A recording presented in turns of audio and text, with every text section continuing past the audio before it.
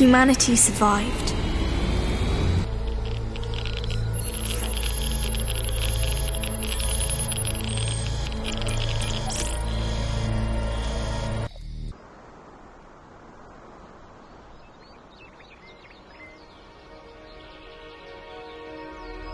We finally left the end zone. Just look at this beautiful scenery. It's marvelous, even though it's a bit different from what we had pictured. We were able to secure a few basic resources and are storing them in our bus. I'm glad we prepared ourselves well for this kind of scenario, especially since our inventories in the end zone ran low. Don't forget that if you need additional information, you can look at our survival guide at any time.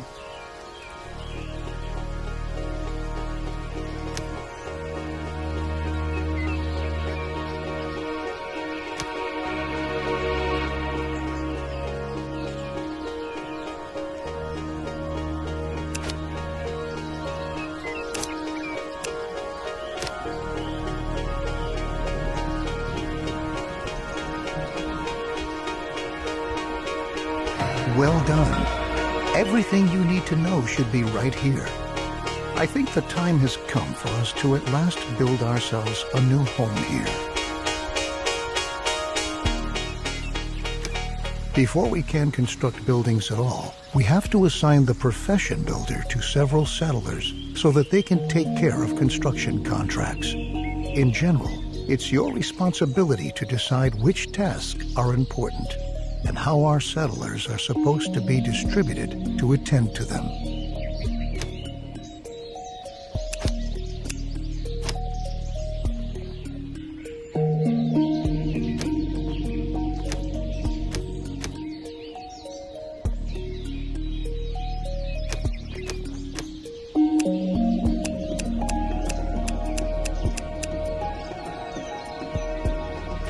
All right. Your builders will be ready as soon as construction contracts have been issued. It's time to start focusing on our key and most basic need, water. The first thing we ought to do is to establish a working water supply. So we'll move on to our first construction contract. Place and build a jetty by a lake in the vicinity of your town center.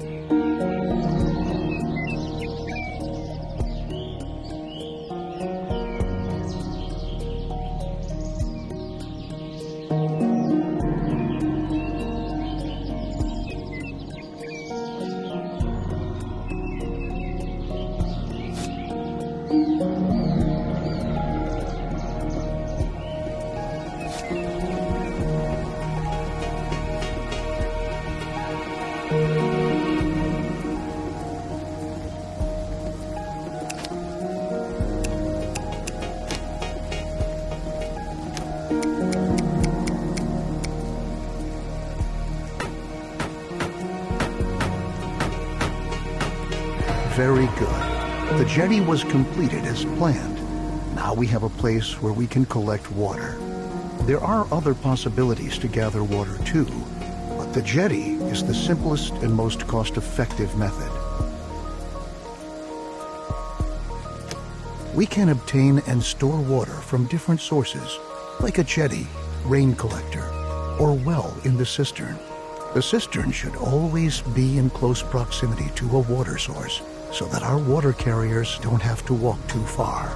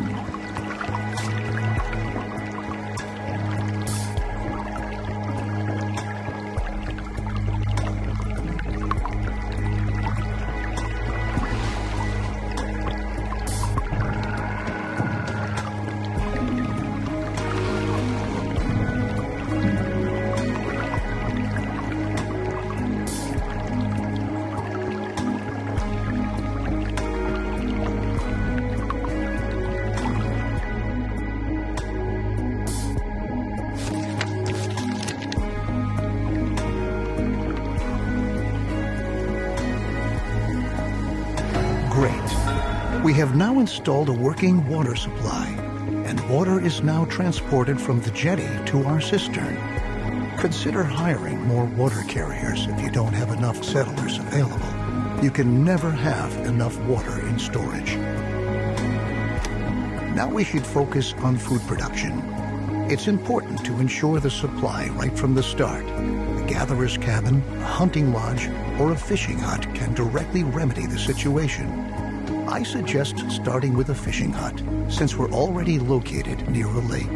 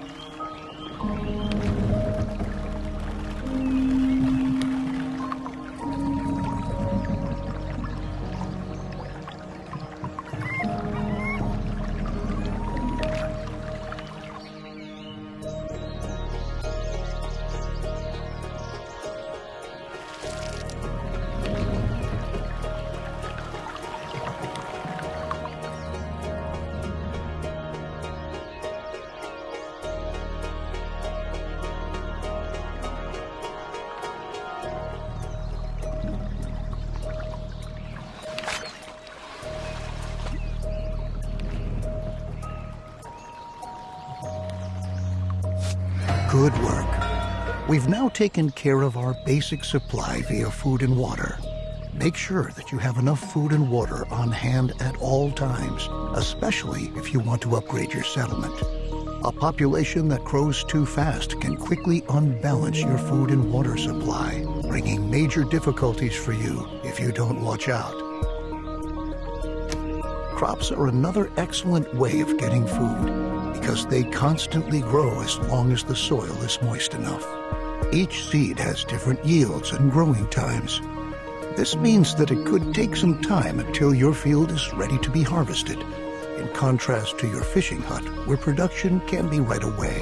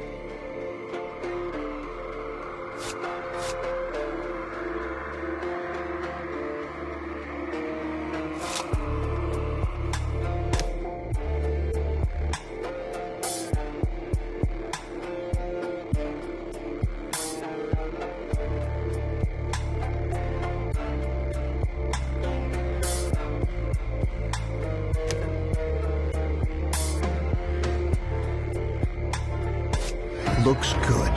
Remember that we need the widest variety of food sources to stay healthy. You should also plan ahead for drought periods that might come when it's not going to rain. Stock up on food and adapt your production to avoid bottlenecks. I'll show you a few more strategies later on. At the beginning, we don't have much scrap, wood, or other resources. We could build a production building, but to obtain resources as fast as possible, it's best that we start gathering right away. Assign a Gather All Resources task. All the settlers who haven't been assigned any profession by you are going to accept these kinds of tasks. In addition, settlers distribute resources within your settlement.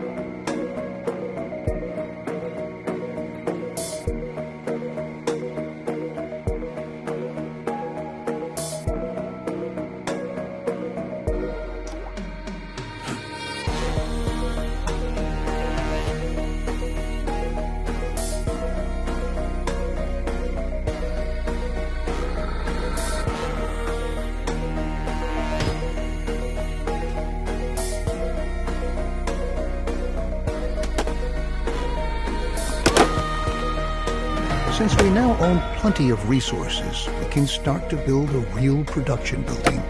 Then you don't have to always make efforts by hand that collecting is taking place.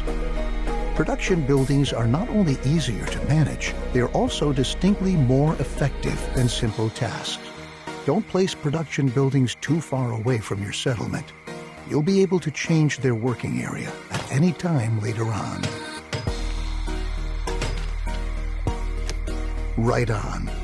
The best thing for us to do now is to build a forester's lodge to automate our supply of wood and make it more effective at the same time. Foresters are not only able to chop down trees, they reforest areas with trees as well.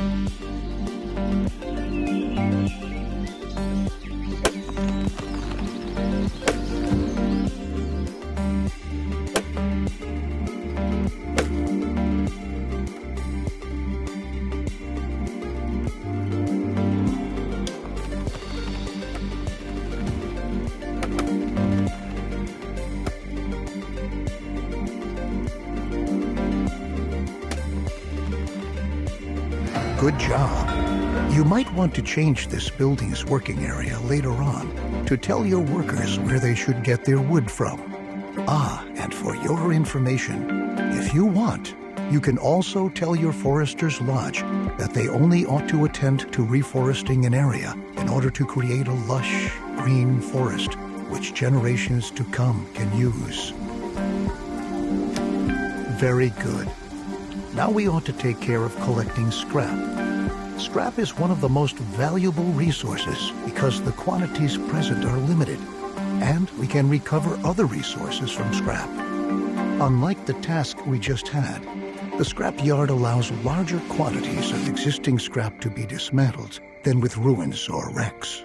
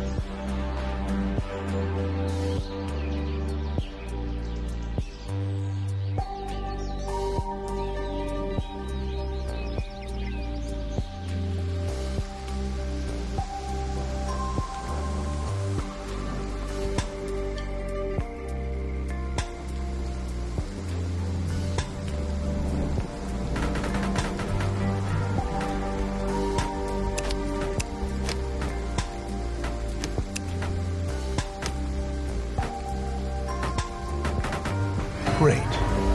You can change the working area for the scrapyard, too. We can recycle scrap into 4 additional resources: cloth, metal, plastic, and electronics. We'll do that shortly, but for now we ought to take care of your settlers' needs first. Our people want a place to sleep and live. Cabins fulfill their need for safety and privacy, and increase the confidence of their inhabitants.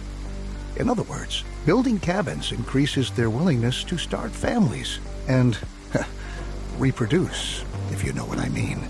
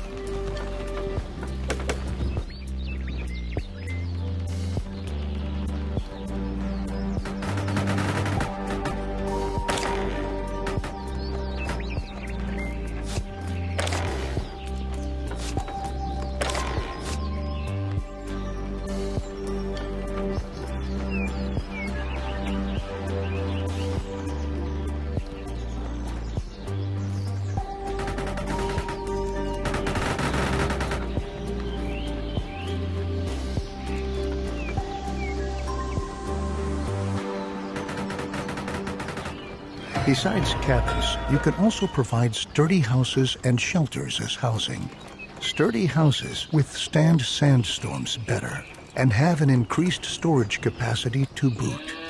Children living in houses gradually fill up the house's stockpiles.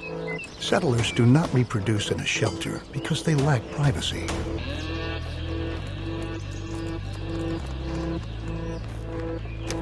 Let's return from our excursion into housing and refocus on scrap. With the help of a recycler or refinery, scrap can be sorted into 4 different resources.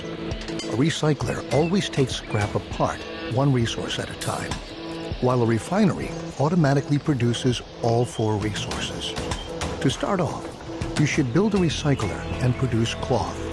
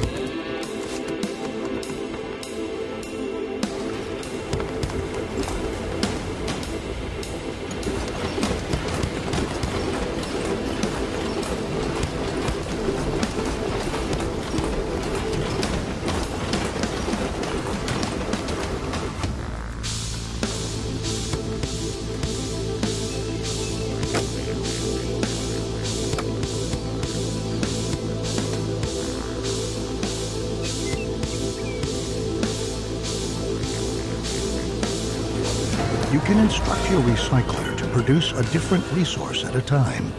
It's important that you focus on the resources you really need, at least in the beginning. Cloth and metal look like good options if you want to equip us with protective clothing and tools.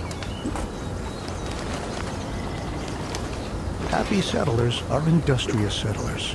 That's why we ought to look after our people and protect them against the surroundings and dangers, like radiation. So let's start by transforming our newly recovered cloth into protective clothing. A tailor will be able to help us with that.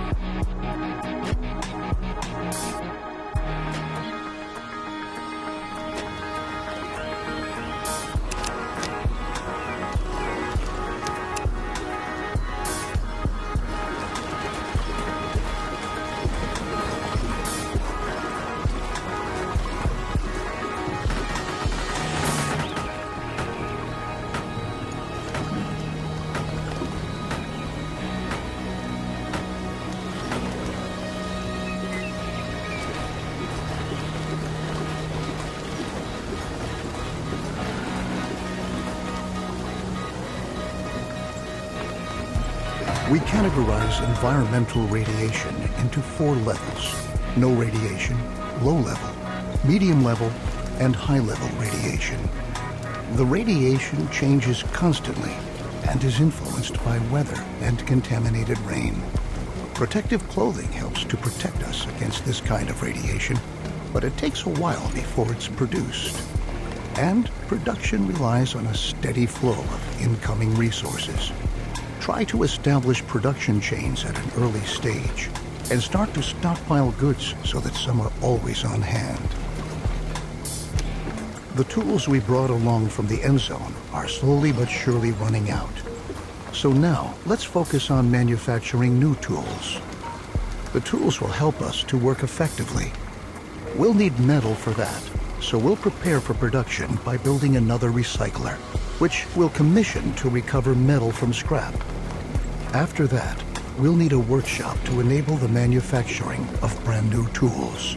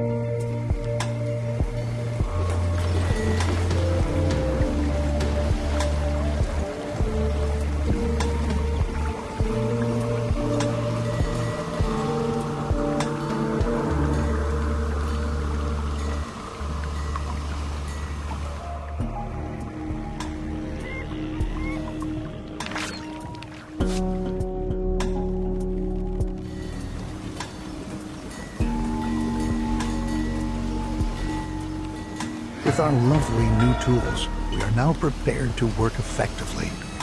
Should you ever run out of metal, keep in mind that you can also instruct your workshop to manufacture tools from scrap instead of metal.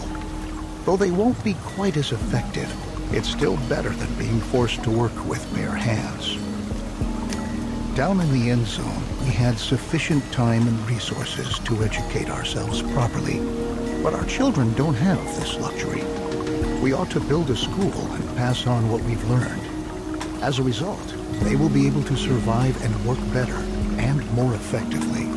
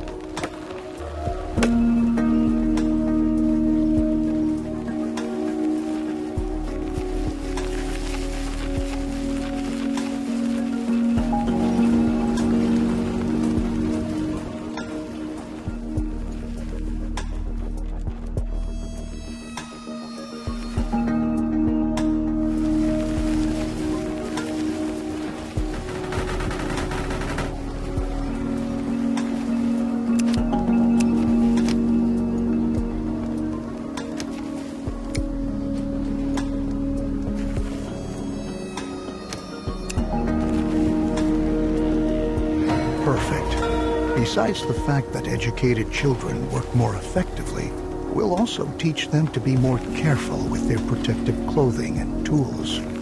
This, in turn, leads to them staying intact longer, and we conserve valuable resources. Now that our population is starting to grow, we ought to again turn our attention to the topic of food production. We are already accumulating fish and tilling our fields. A gatherer's cabin will now enable us to gather mushrooms and berries from the forest nearby.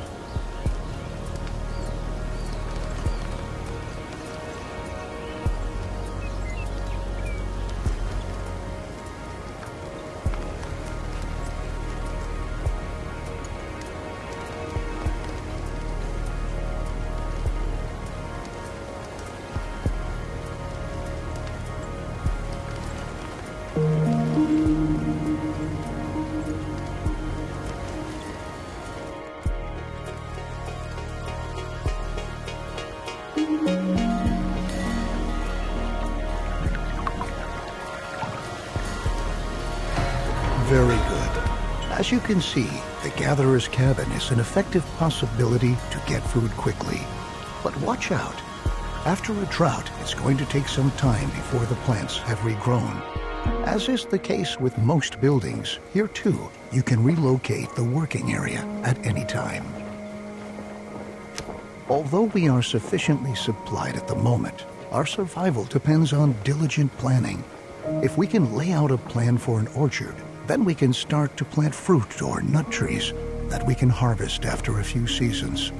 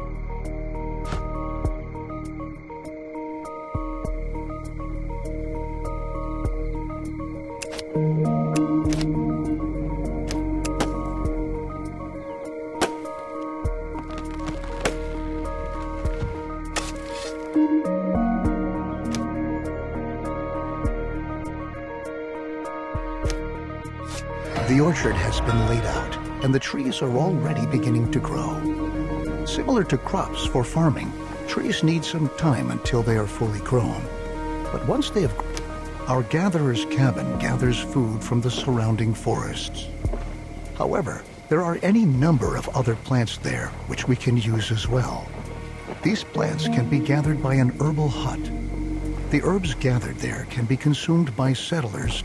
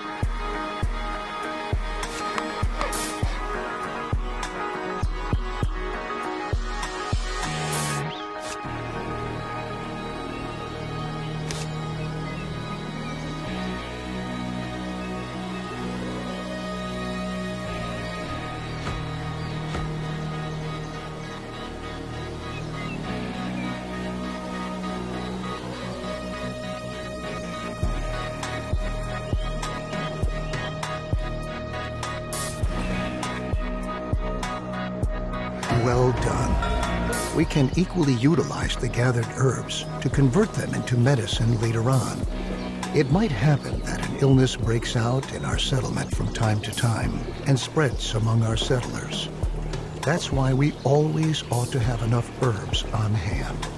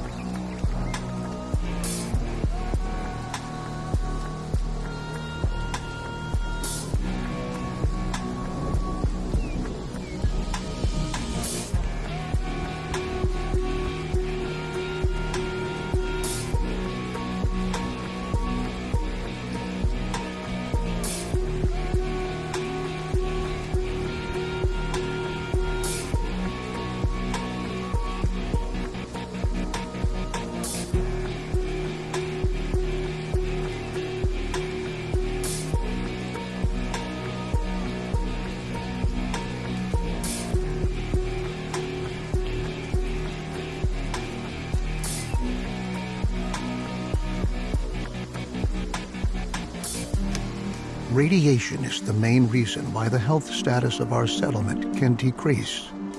Although our settlers already use protective clothing to shield themselves against environmental radiation, it might occur that our sources of water become contaminated. We should start to filter our water to prevent this from happening. We will need a great deal of charcoal to accomplish this. The charcoal kiln will burn wood to produce charcoal.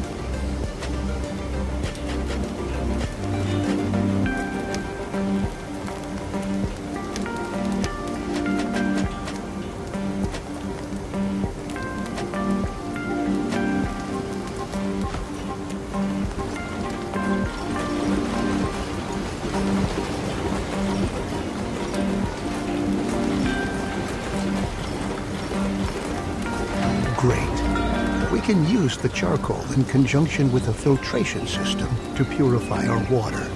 Unfortunately, our cistern is not able to do this. Only the water tower has the necessary equipment for this capability. It would be a disgrace if we had to demolish our trusted cistern just to erect a water tower in its place. What we ought to do instead is upgrade the cistern itself. A water tower can store much more water and provides workplaces for a lot more water carriers than our old cistern.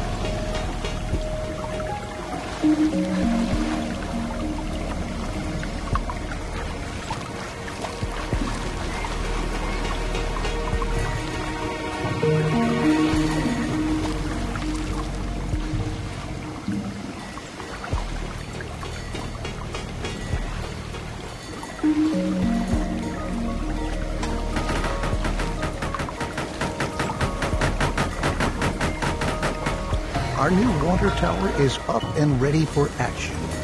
Good work. Filtering the water is an important next step because clean drinking water is a key mainstay of any stable society. Let's begin with filtering our water. To save on charcoal, we ought to ensure that at least a little bit of water not contaminated by radiation is being stored in our water tower. Water gained from a well is never contaminated by radiation, so it suggests itself for that purpose.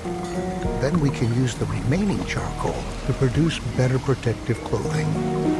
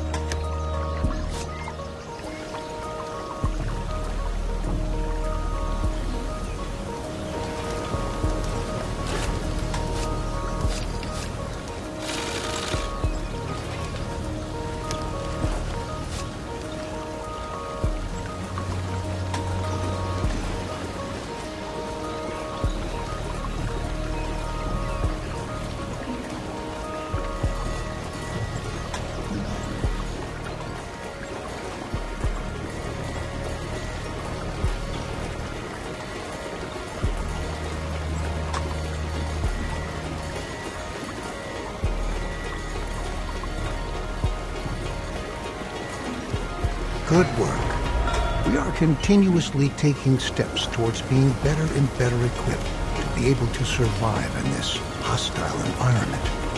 Filtered water is a precious asset, and later on we can even use it to irrigate our fields. But let's not get ahead of ourselves.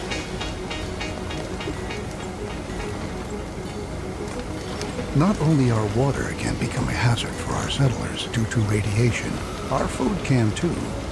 We ought to erect a decontamination post to prevent settlers from eating meals that are contaminated with radiation.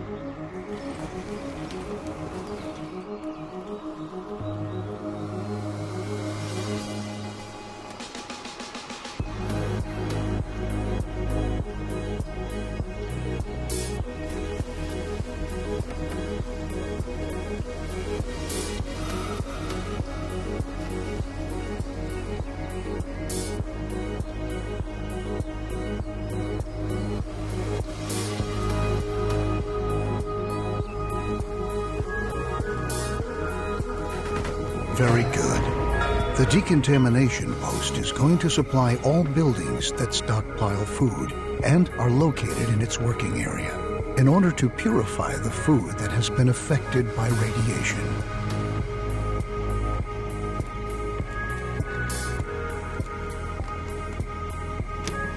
It's true. We should never forget that even when we optimally prepare and protect ourselves, we're still going to lose friends and members of our family time and again.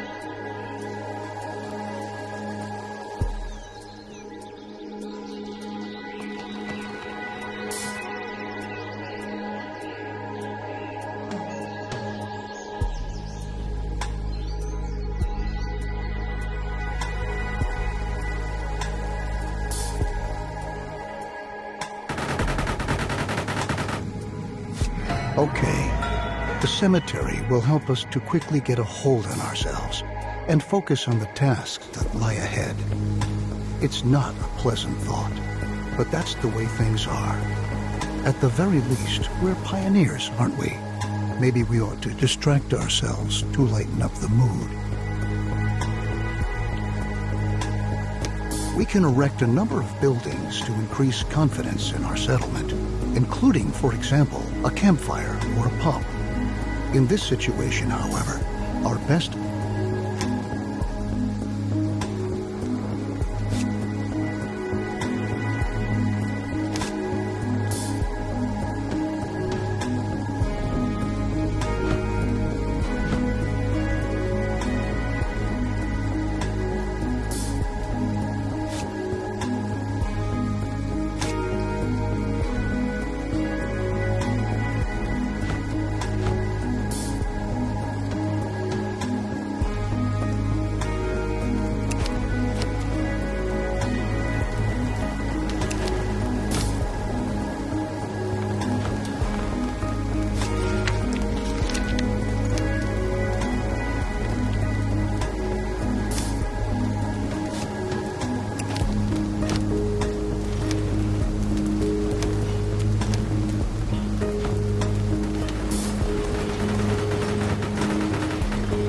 Very good. The new town center not only gives us more storage space, at the same time, it functions just like a campfire, too.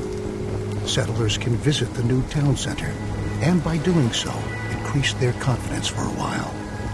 Now that we have made efforts to ensure the spiritual well-being of our settlers, we ought to attend to their physical health as well. Our settlers can get sick from time to time.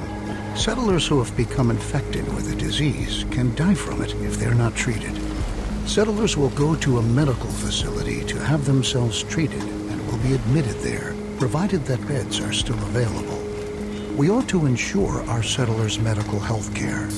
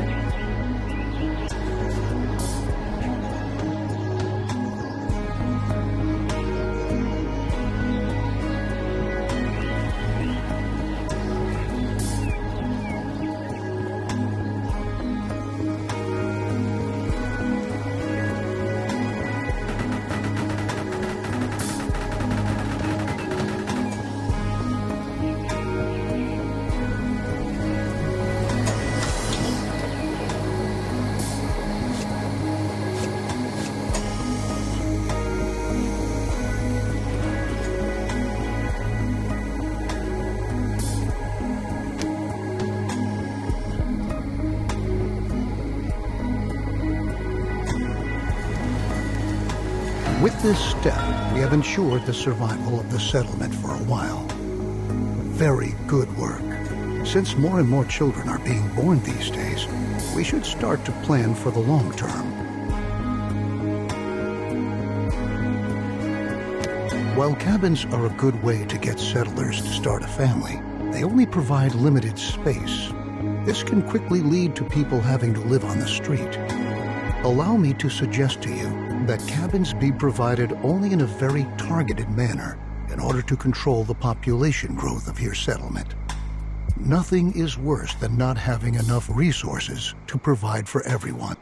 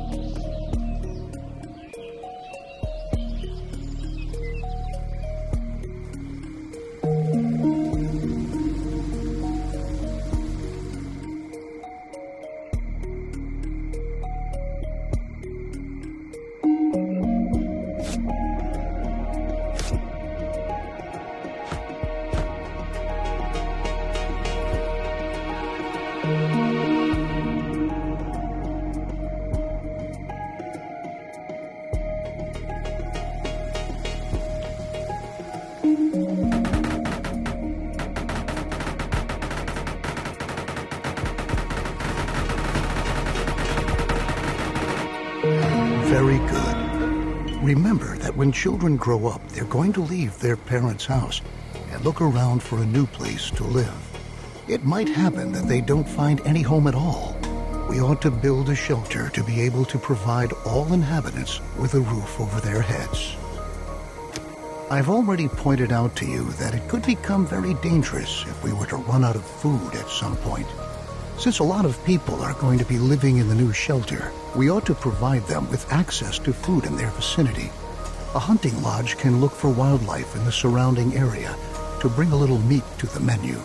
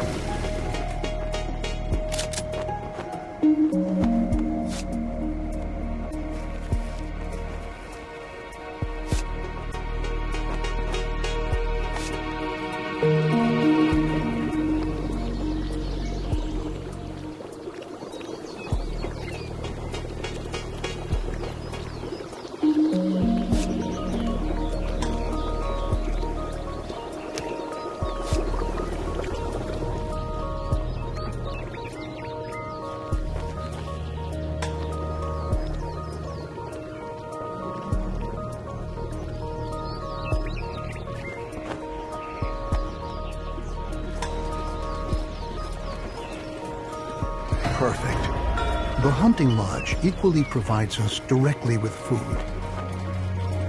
However, wild animals can not only be shot, they can be captured too. When a wild animal has been captured, it can be brought to a pasture and served there as livestock.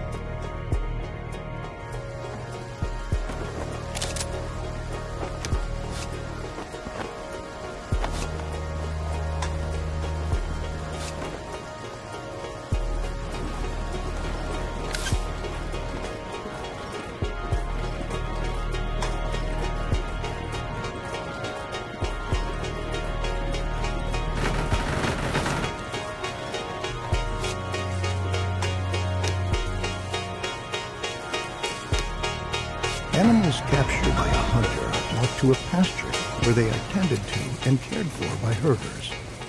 Some animals produce resources such as milk or eggs. Other animals can only be slaughtered to eat. You must provide water.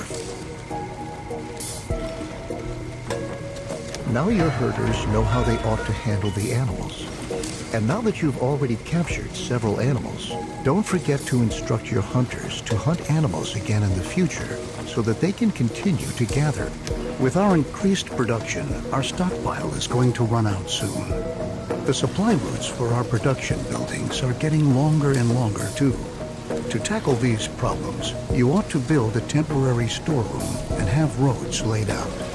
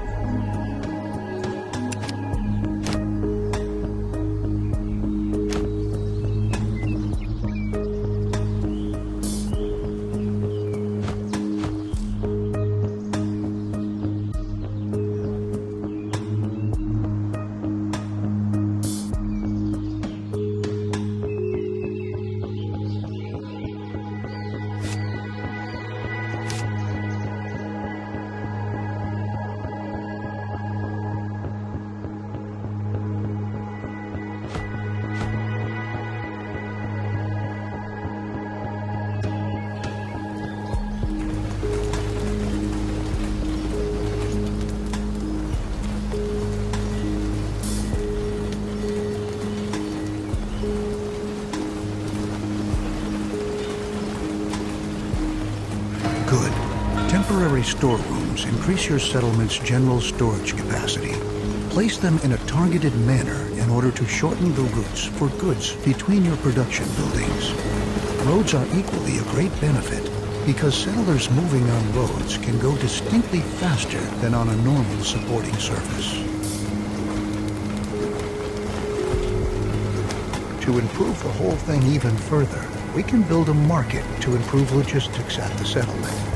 Besides being an enormous stockpile for resources that is even able to store water, the market is responsible for distributing resources within your settlement. What's more, it also increases your settlers' confidence.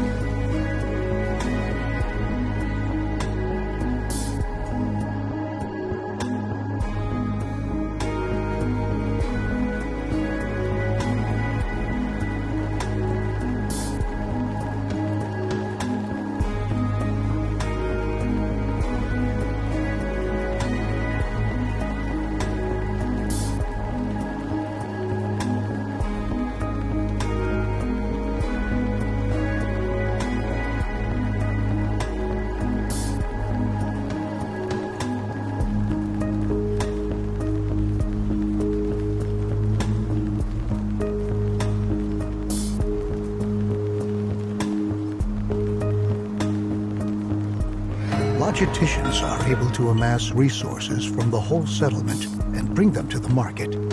This improves the flow of your products and leads to your settlers having to walk shorter distances to fulfill their individual needs.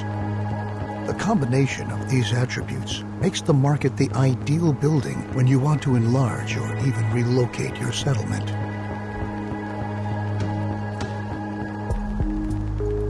The larger your settlement gets, the farther some settlers have to travel to get to all of the food you produce. To make life a little easier for them, you can build a food station. Logisticians who work at the food station will collect food from your storage buildings and production facilities and bring it to the food station.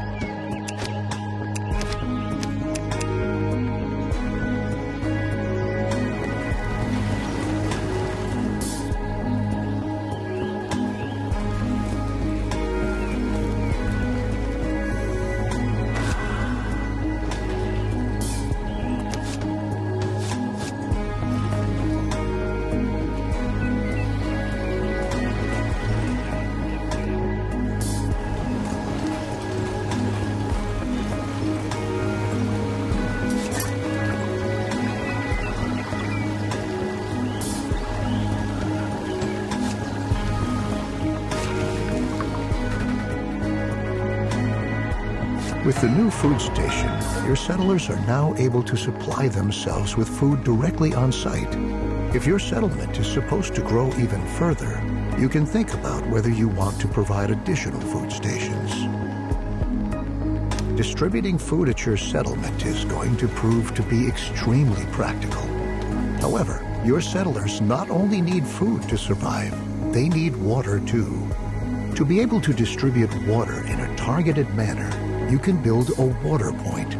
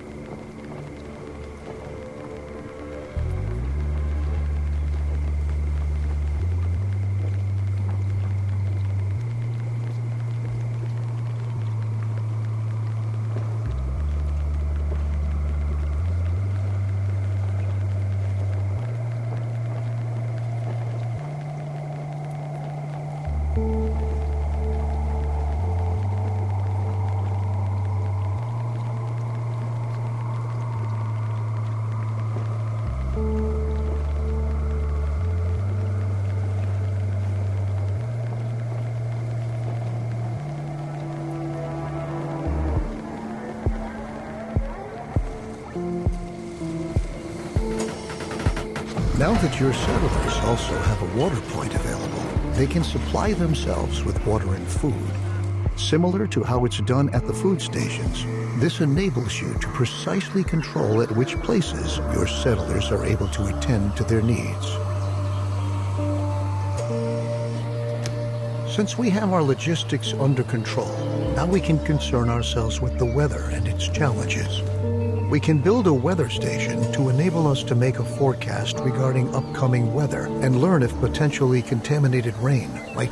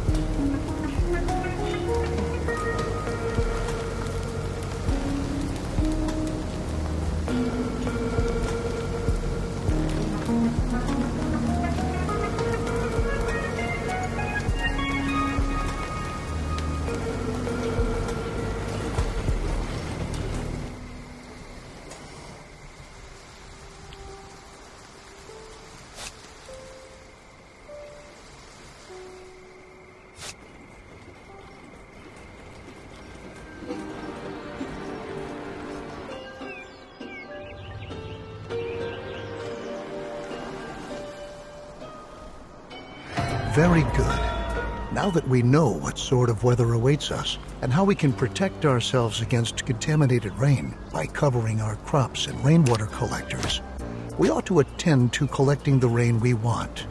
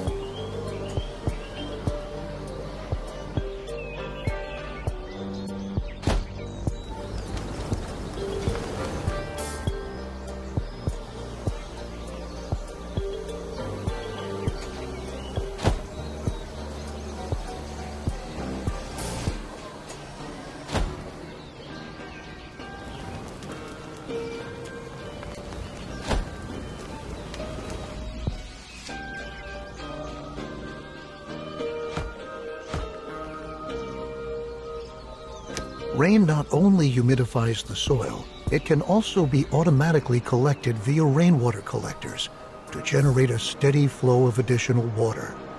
Since we've already built our weather station, we're able to decide what kind of circumstances would make us want to cover our rain collectors.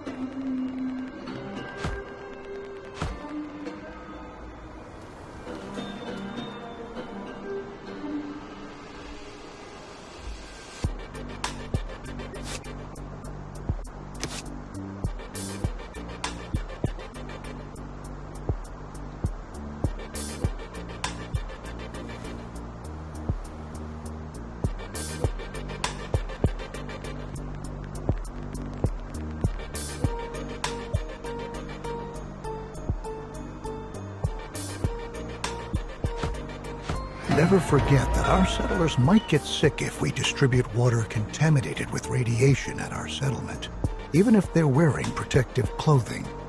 We should make sure that the collected water is as purified as possible.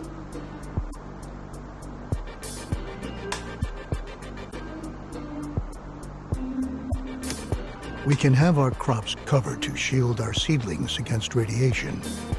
But once they've been covered, naturally they won't be irrigated with rain anymore. To rectify this problem, we can build an irrigation plant that is able to artificially regulate soil humidification.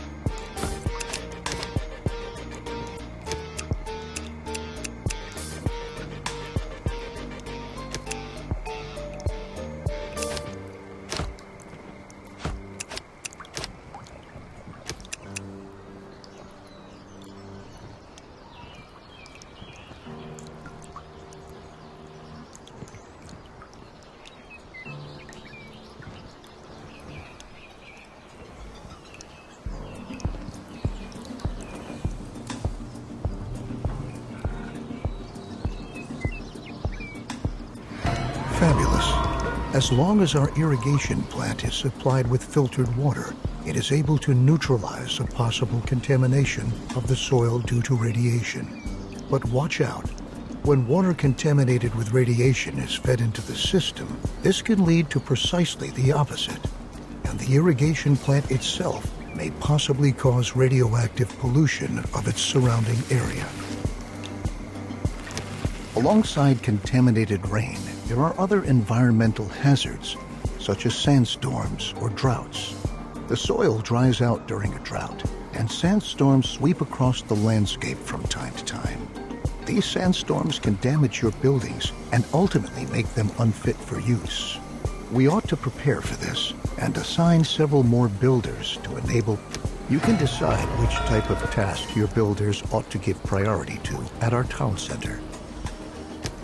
Now that we've taken care of all the necessary needs of our settlement, such as food, water, protective clothing, and tools, our next efforts ought to focus on increasing the settlement's overall productivity. A research station allows us to develop different technologies. One step in moving our settlement ahead is to make it possible for our refiners to acquire electronics from scrap. We should perform research on the appropriate technology to achieve this and instruct one of our refiners to produce electronics.